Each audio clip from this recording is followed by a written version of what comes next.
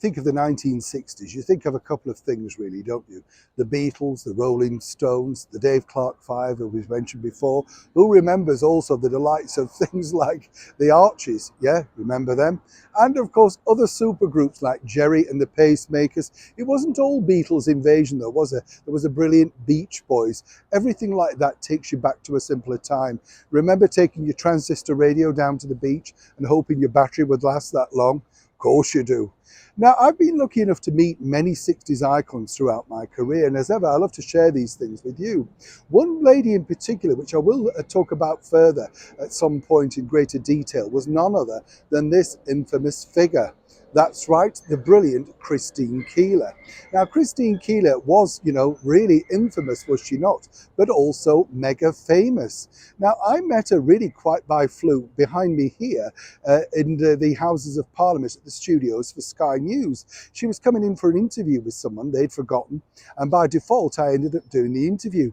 Marvelous woman, let me tell you. The stories that she could tell. Of course, she almost broke the government down thanks to the Perfumo scandal. But as she pointed out herself, when she met all of these individuals, she was barely 17, a very young 17, starting out in the really cusp of showbiz fame, had been a dancer at the infamous Murray's Club, and then met by default all of these very influential people, including senior members of the British monarchy.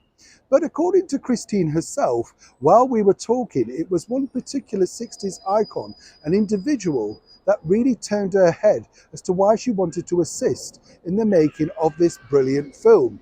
You remember it, starring John Hurt and Joanna Whalley-Kilmer, alongside a Coronation Street veteran, Jean Alexandra, playing her mother. That's right, Scandal. Now, Scandal was based on Christine's infamous scandalous life, the early period, and the studio bosses were very keen to get her on board, naturally, as someone who could talk about exactly what it was like. She was, well, shall we say, hesitant, until they told her this. This 60s icon would be providing the theme tune produced by the super collaboration of the Pet Shop Boys, Neil and Chris. The hit song, Nothing Has Been Proved.